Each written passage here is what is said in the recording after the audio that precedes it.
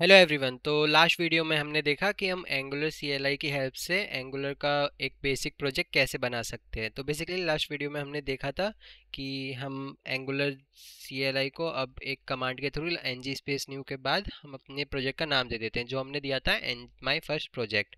जिसके बाद उसने पूछा था कि आप राउटिंग इंक्लूड करना चाहते हैं या नहीं। उसके बाद उसने पूछा था आप कौन से टाइप की सीएसएस यूज़ करना चाहते हैं।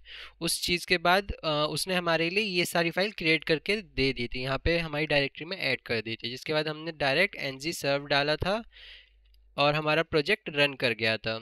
तो हमने एंगुलर सीएलआई की हेल्प से वो प्रोजेक्ट बनाया था। तो आज हम देखते हैं कि जब हमने एंगुलर सीएलआई को बोला कि आप इस नाम का प्रोजेक्ट बना दो, तो उसने कौन कौन सी फाइल ऐड करी। आज हम सारी फाइल के बारे में देखेंगे कि डिप्लॉयमेंट और डेवलपमेंट के टाइम कौन सी फाइल किस यूज़ में आ सकती है।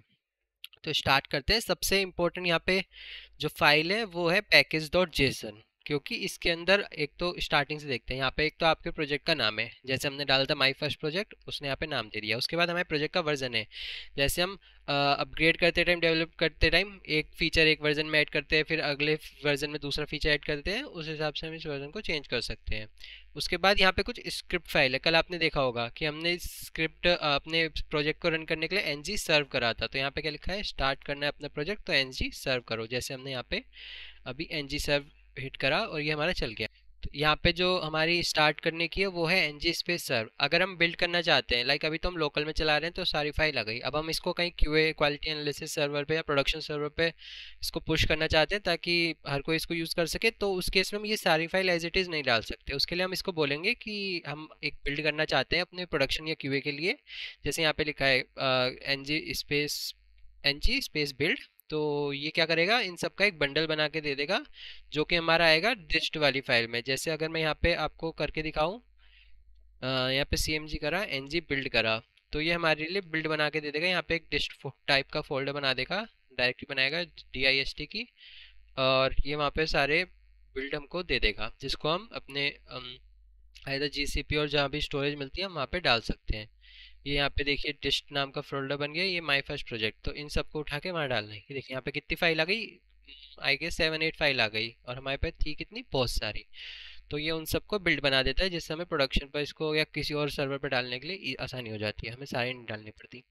उसके बाद इसमें क्या है, ये आपकी डिपेंडेंसीज चेक करेगा कि अगर आप कोई पैकेज यूज़ कर रहे हैं, जैसे यहाँ पे हमने राउटिंग बोला था उसको ऐड करने को, उसने राउटिंग ऐड कर दी, वर्जन दिस वन, इसने सारी चीज़ें ये ऐड करी है। हमने चेक करा था लास्ट टाइम कि हमारा वर्जन था 15.1.0, तो इसने सब चीज़ लेटेस्ट यहाँ पे इंस्टॉल कर दी है। उसके अलावा हम कुछ और अगर इंस्टॉल करना चाहते हैं तो यहाँ से वो डाउनलोड कर देगा। अब देखो, जैसे अब मैं इंस्टॉल करना चाहता हूँ बूटस्ट्रैप, तो npm i बूटस्ट्रैप मैं यहाँ पे कर दूंगा। तो इसने क्या करा, यहाँ पे आके एक बूटस्ट्रैप की वो डाल दी, एक कि यहाँ इसको बता दिया हमारे प्रोजेक्ट को कि हमारे इसमें बूटस्ट्रैप यूज़ हो रहा है, उसका वर्जन इसके आसपास है।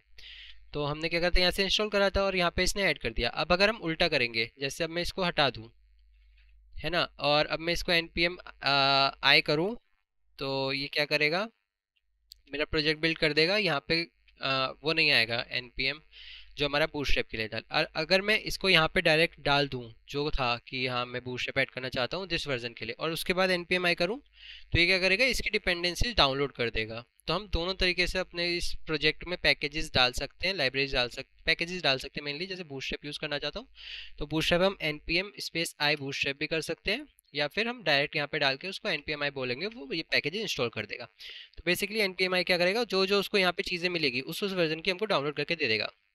अब इसके बाद है हमारा package log Jason, package hyphen log dot JSON. ये कुछ नहीं करेगा, ये बस यहाँ जो बूटस्ट्रैप है इसके साथ जो जो हमारी डिपेंडेंसीज ऐड है, जो डिपेंडेंसी ट्री होता है कि हमारे बूटस्ट्रैप के लिए हमें कुछ और भी डिपेंडेंसी चाहिए, या फिर अगर हम कुछ और यूज़ कर रहे हैं उसके लिए कोई थर्ड टाइप की डिपेंडेंसी चाहिए, तो ये उस सब का ट्री अपने पास बना के रखेगा और कहेगा कि इस वर्जन के साथ ये डिपेंडेंसी चाहिए, ये लाओ, है ना।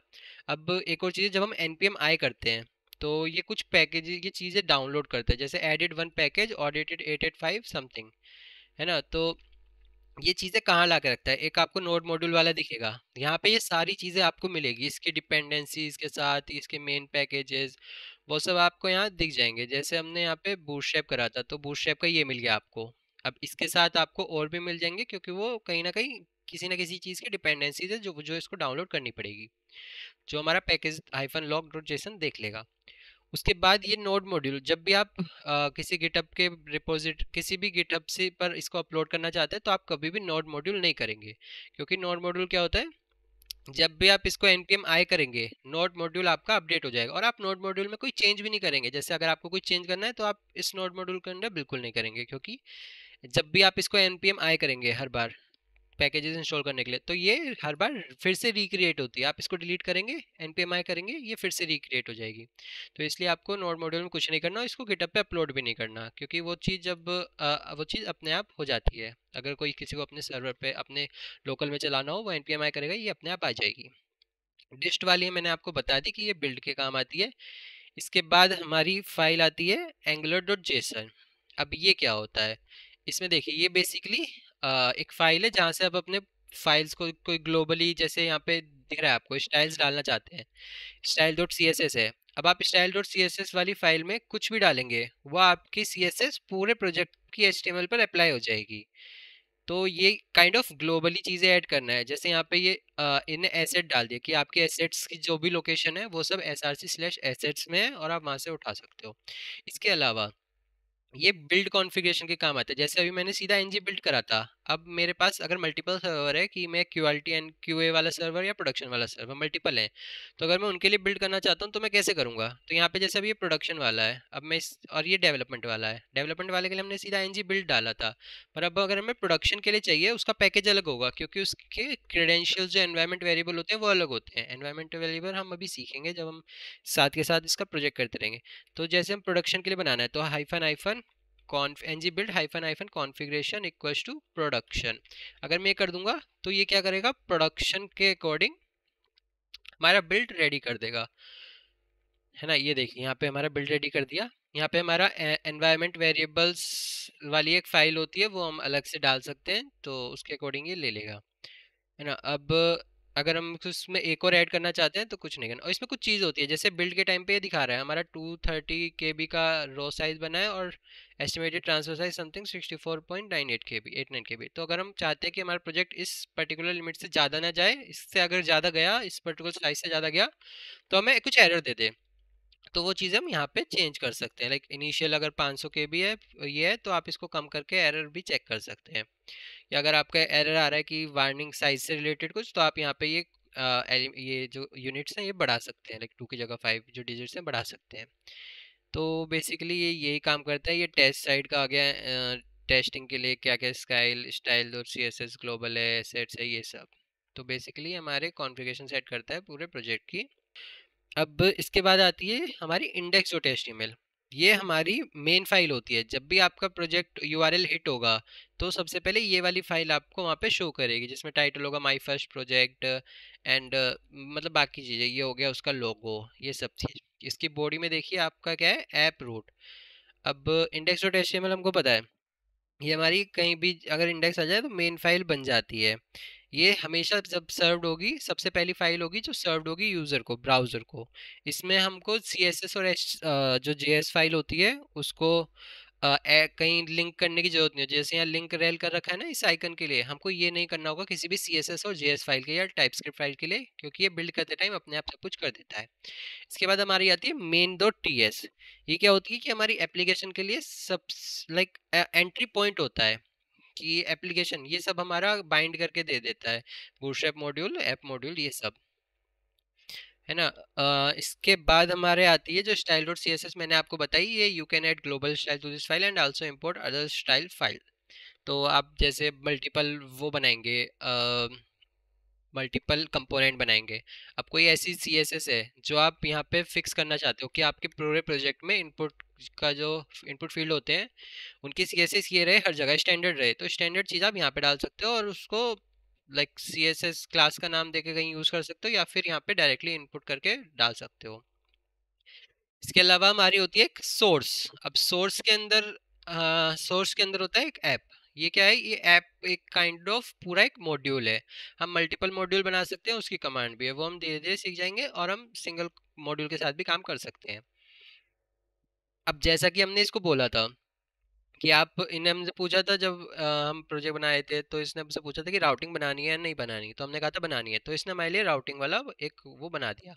अब हम इसमें राउट डालना चाहते हैं, तो यहाँ पे रह के डाल सकते हैं। अब कैसे डालना है वो हम इसको जब जर्नी रहेगी इसके साथ साथ प्रोजेक्ट बनाएंगे तब हम सीखते रहेंगे। तो बेसिकली राउट इधर ही आएंगे, है ना। तो ये हो गई राउट फाइल जो उसने बना के दे दी। अगर वो नहीं बनाते कोई बात नहीं, हम ऐसे ही यहाँ पे एक फाइल बना सकते हैं, उसमें ये चीज़ें ऐड करके app dot module dot T S में ऐड कर सकते हैं। यहाँ पे ऐप राउटिंग मॉड्यूल में ऐप डॉट टी एस को भी पढ़ेंगे।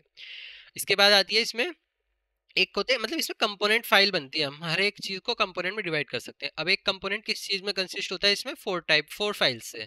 एक होती है उसकी HTML जो कि बेसिक स्ट्रक्चर बनाने का काम आती है। दूसरी होती है उसकी CSS जो उसको थोड़ी कलरिंग वलरिंग के लिए। तीसरी हमको चाहिए लॉजिकल, जैसे जावास्क्रिप्ट की होती है। तो यहाँ पे टाइप स्क्रिप्ट, हम यहाँ पे टाइप स्क्रिप्ट यूज करते हैं।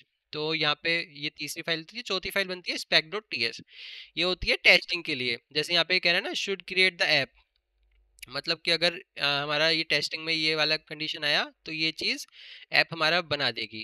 अगर नहीं बनी तो ये कुछ एरर दे देगी, अदरवाइज यही। अब ये क्या है, should have title as my first project. तो अगर मतलब कंडीशन फॉल्स हुई तो ये हमको एरर दे देगा कि आपकी टेस्टिंग फेल हो गई। ये कुछ टेस्टिंग की फाइल है, इनको डिटेल में बाद में पढ़ेंगे। इसके बाद आती है हमारी app dot module dot T S.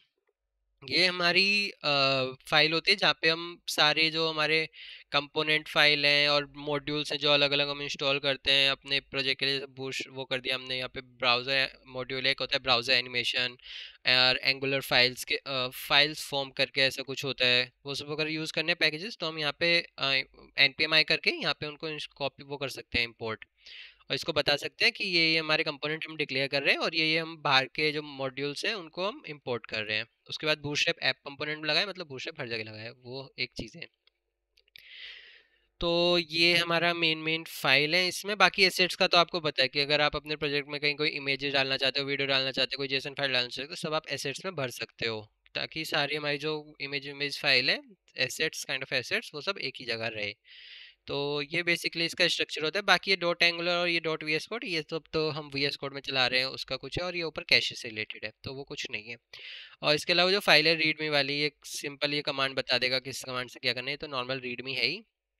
फिर ये टाइप स्क्रिप्ट की थोड़ी कॉन्फ़िगरेशन है। सिंस हम एंगुलर में टाइप स्क्रिप्ट यूज़ करते हैं तो ये उसकी कुछ कॉन्फ़िगरेशन है, इसमें हमको कुछ चेंज नहीं करना। तो जो हमारी मेन फाइल है वो पैकेज डॉट जेसन, जहाँ पे हम कुछ इंस्टॉल करते हैं यहाँ पे चीज़ें आ जाती हैं। उसके अलावा ये जो SRC के अंदर चीज़ है बाकी हम उसमें ही काम करते हैं। उसके अलावा हमको ज़्यादा कहीं देखने की जरूरत नहीं पड़ती, जो डेवलपर्स होते हैं। अब जो इसको डेवऑप साइड होते हैं जो इसको अपलोड करते हैं, क्यूए पर डालते हैं, सॉरी अपलोड कहते हैं, हाँ अपलोड करते हैं, क्यूए पर डालते हैं और प्रोडक्शन पर डालते हैं, उनको जरूरत पड़ती है एंगुलर डॉट जेसन की पड़ सकती है, या फिर यहाँ जो एनवायरनमेंट वेरिएबल्स आते हैं उनकी पड़ सकती है। बाकी इसमें उनको भी कुछ नहीं करना, बहुत इजीली एंगुलर में सब कुछ अवेलेबल है। बिल्ड वो खुद बना के दे देता है एक कमांड से ही, एंगुलर CLI की हेल्प से। सो इस वीडियो में इतना ही था। होप कि ये सब डायरेक्टरी आपको कुछ समझ में आ गई हो। उसका अगर किसी भी फाइल में प्रॉब्लम है कि ये फाइल क्या यूज़ करती है, डायरेक्टरी किस लिए बनती है, इसका यूज़ क्या है, तो आप कमेंट डाउन कर सकते हो, हम उसको रिप्लाई ज़रूर देंगे। और मिलते हैं नेक्स्ट वीडियो में एक हैंड्स ऑन प्रोजेक्ट के